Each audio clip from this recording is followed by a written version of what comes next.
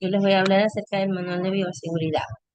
Como primer punto tenemos lo que es las medidas de básica contención. Tenemos como primer punto lo que son prácticas y los procedimientos operacionales en los laboratorios de máxima contención que se aplican las normas básicas. Por lo que con medidas más estrictas tenemos el personal debe cambiar completamente de ropa, calzado antes de entrar y de salir del laboratorio. Al estar capacitado para emergencias, nuestro trabajo solo es encontrar con sistemas de comunicación y supervisión visual constante desde fuera del laboratorio. Tenemos como punto número 2, competencia y capacitación del personal.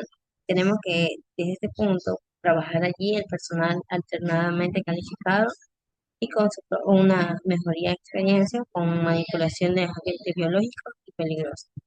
Estos reciben entretenimiento especializado antes de iniciar labores, incluyendo simulacros de emergencia y actualizaciones periódicas. Todo el nuevo trabajador es supervisado hasta demostrar su competencia.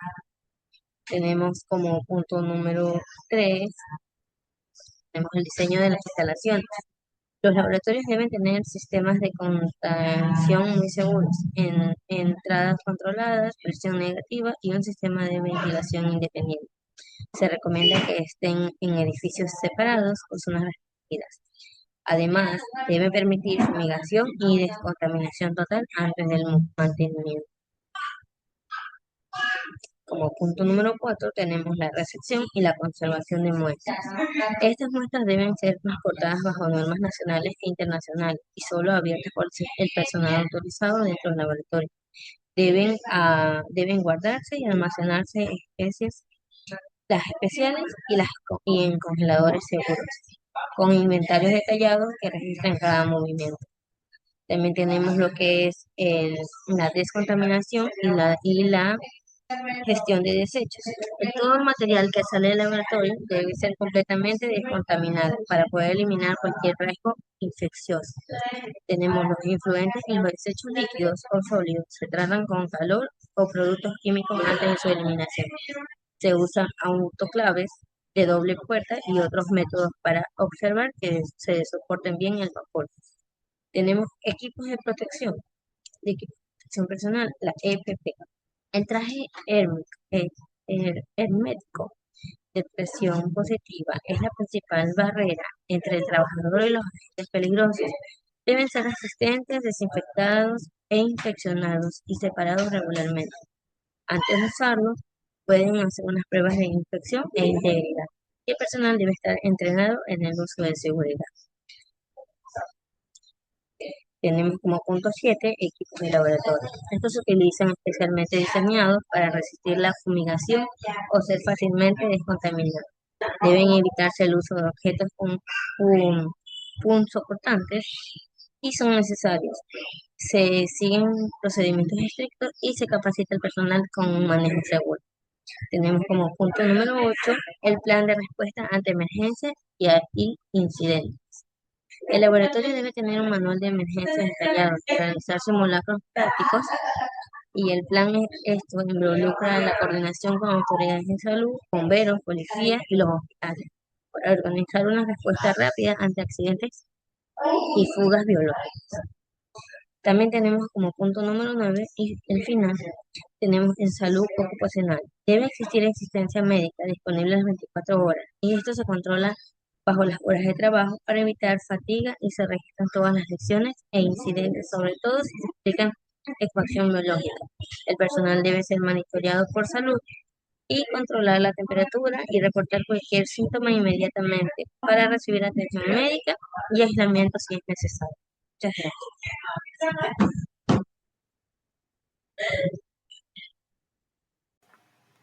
Buenas tardes, Miss. Mi nombre es Shirley Joana Macien Intriago. Me tocó hablar sobre la sección 6, sobre el traslado y transporte. El transporte de sustancias infecciosas está sujeta a diversas reglamentaciones nacionales e internacionales, las cuales dependen del origen, destino y modo de transporte utilizado. Además, los intermediarios logísticos como el transportista, aerolíneas o servicios logísticos También pueden solicitar protocolos adicionales. A pesar de la variación de normas, el objetivo principal es reducir siempre la probabilidad de exposición o liberación de las sustancias infecciosas para proteger al personal de la comunidad y el medio ambiente. El traslado dentro del laboratorio. Debe usarse recipientes sellados, como tubos tapados con tapones de rosca. Se deben evitar las tapas a presión, ya que son menos seguras. Son preferidas las bandejas o cajas de lado alto a prueba de fuga, hechas de material impermeable liso, como por ejemplo lo que es el plástico o metal. Estas se pueden limpiar y desinfectar eficientemente.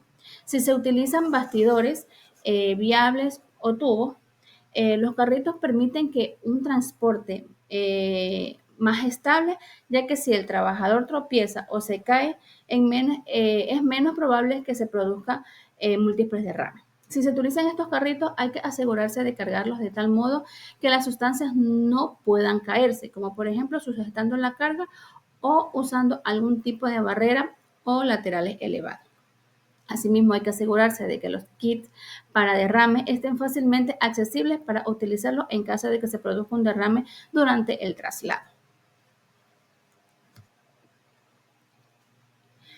Traslado dentro de un edificio. Además de las consideraciones anteriores, el traslado de sustancias infecciosas entre salas, departamentos o laboratorios de un mismo edificio debe ser planificado, organizado y hacerse de manera que se reduzca al mínimo el tránsito de zonas comunes y de zonas de paso general. Los contenedores para el traslado deben ir debidamente rotulados para identificar su contenido. Las superficies deben estar descontaminadas antes de salir del laboratorio. Se utilizan los símbolos de peligro biológico en los contenedores como medidas de control reforzadas. Sistema de tubos de neumáticos. Este sistema de transporte de neumáticos es una red de tubos que permite el movimiento de contenedores cilíndricos por un edificio o complejo de edificios utilizando aire comprimido. Estos nos ofrecen un medio seguro, eficiente y rápido para transportar de un lado a otro muestras que contienen sustancias infecciosas. El personal que utilice el sistema en los puntos de envío y recepción deberá haber recibido la debida capacitación sobre su uso e información sobre los riesgos asociados. El personal de envío deberá ser capaz de determinar que la muestra es adecuada para el transporte por este medio. En particular, debe darse cuenta el tamaño, el peso y la forma adecuada para poder viajar en este sistema y estar correctamente empacada y contenida para evitar la exposición o liberación de las sustancias infecciosas durante el proceso. Traslado entre edificios y edificios próximos. Los aspectos deben tenerse en cuenta en relación con los recipientes y las capas de embalaje exterior para minimizar los riesgos de fuga cuando se trasladen sustancias infecciosas entre edificios. Como podemos observar en la figura 6.1, este es un recipiente para lo que es el traslado de sustancias entre edificios próximos. Debe utilizarse la posibilidad de utilizar varias capas de embalaje, como se describe en el apartado 6.4.3. Este es un triple de envasado de sustancias infecciosas con el uso de varias capas de embalaje. Esto es un sistema de triple envasado. Es un método común para controlar toda clase de fuga o ruptura de una sustancia infecciosa en el proceso con el propósito de reducir la posibilidad de exposición o liberación de sustancias durante el transporte. Se emplean materiales de absorción entre las capas de embalaje para una absorción entre todas las sustancias infecciosas en caso de que se produzca una fuga. La capa exterior del embalaje de transporte debe ser rígida. Puede variar dependiendo de los recursos disponibles. Una caja de plástico o una pequeña nevera portátil de plástico, como ya lo hablamos anteriormente sobre la figura 6.1. También En lo que es el embalaje, debe rotularse de modo que el remitente, el destinatario y el contenido del paquete sean claramente identificables. Deberá incluirse símbolos de riesgo biológico cuando se corresponda. El personal que participe en el traslado debe recibir la información adecuada para estar al tanto de los riesgos presentes durante el proceso de traslado y saber cómo reducirlos de forma segura. Los kits para derrame deben estar fácilmente disponibles y el personal adecuado debe recibir la información sobre su uso. Se comunicará por adelantado a los destinatarios que va a procederse el traslado de las sustancias infecciosas. El transporte de sustancias infecciosas fuera del centro. El transporte de sustancias infecciosas fuera del laboratorio, lo que es para tratamiento, almacenamiento o eliminación, existen medidas estrictas para proteger tanto a los encargados del transporte como en el público en general. En estas están lo que es la regulación y supervisión. Las autoridades locales, nacionales e internacionales tienen la responsabilidad de garantizar el manejo de contención seguro de estas sustancias. Existen reglamentos nacionales también e internacionales diseñados para minimizar el riesgo de exposición o fuga. Estos reglamentos regulan aspectos clave como el envasado, etiquetado, marcación y documentación. Las bases principales para esta normativa son las recomendaciones de las Naciones Unidas para el transporte de mercancía peligrosa. El cumplimiento de estas normas es supervisado por autoridades nacionales u organizaciones independientes. Las personas expuestas durante este transporte no solamente son las que participan directamente en el transporte, sino también los ciudadanos que pueden cruzarse en el camino. Por esta razón, deben velar que las sustancias infecciosas sean contenidas y manipuladas de forma segura para poder prevenir a las autoridades locales, nacionales e internacionales. El reglamento de transporte de sustancias infecciosas. El transporte internacional de estas sustancias se rige por reglamentos modales específicos que varían según el medio. Lo que son acuerdos de transporte modal, estas se aplican reglamentos diferentes para el transporte aéreo, marítimo y terrestre. El principio de rigurosidad, en caso de que existan múltiples reglamentaciones aplicables, siempre se debe seguir las más estrictas. Mercancías peligrosas adicionales. Si las sustancias infecciosas se transportan junto a otros materiales peligrosos como el hielo seco o nitrógeno líquido para refrigeración, se aplican también las regularizaciones correspondientes a estos materiales.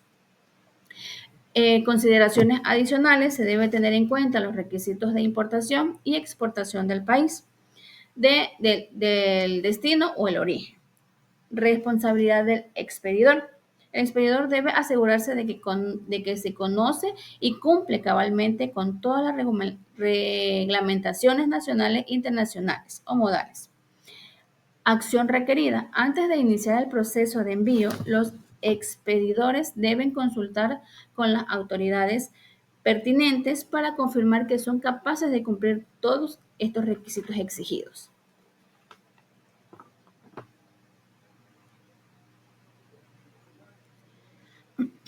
Estas reglamentaciones se revisan cada 2 años. Se consultan regularmente para asegurar de que los protocolos de envasado, rotulado, marcado y transportes de sustancias infecciosas de un laboratorio cumplan las normas vigentes. Sin embargo, estas reglamentaciones no tienen el propósito de anular y reemplazar ningún requisito local o nacional. Es posible que existan algunas variaciones nacionales. Siempre se debe consultar en primer lugar los reglamentos nacionales en materia de transporte. La clasificación de sustancias infecciosas. La clasificación se basa en el grado de peligrosidad del agente biológico para la salud pública. Como podemos observar, lo que es la categoría que van desde la más peligrosa, que es la A, hasta la menos peligrosa, y las muestras exentas de peligrosidad. El material o la sustancia correspondiente a uno de los siguientes, que es, por ejemplo, que es el estéril, la neutralización, muestras ambientales, procesos, productos para trasplante o transfusión, gotas de sangre seca. Y también están lo que es las exenciones, las sustancias infecciosas de categoría A, como son las sustancias infecciosas que afectan a los seres humanos, y las sustancias infecciosas que afectan a los animales únicamente. También están las muestras de seres humanos y animales exentas. Sustancias infecciosas de categoría B, que son las sustancias biológicas de categoría B, desechos biomédicos y desechos clínicos sin especificar. Sustancias infecciosas de categoría A y categoría B. En esta tabla podemos observar un resumen de la categorización y documentación y envasado. Las etiquetas de las sustancias infecciosas para el transporte. Tenemos lo que es la definición de la categoría A y categoría B, identificadores y designaciones oficiales de transporte de categoría A y categoría B, su documentación y su envasado.